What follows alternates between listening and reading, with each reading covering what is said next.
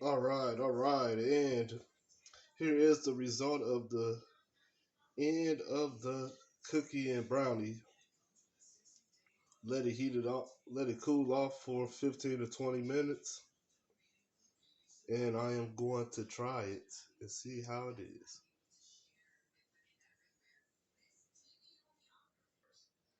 All right, and if you can see it, that's how it's supposed to look. Looks very delicious, and I'm getting ready to smash it. All right. So this is the time that I taste it, and we're gonna see how it turned out. Mm, Just how I liked it. Very moist, very moist. It's all done too.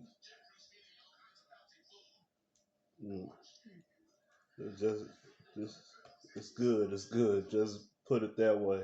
Mm. Turned out good.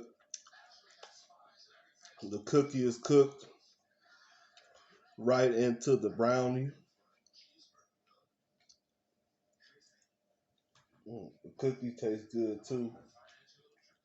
Mm. Yeah, it's all good. It's all good. But I'm finna get out of here.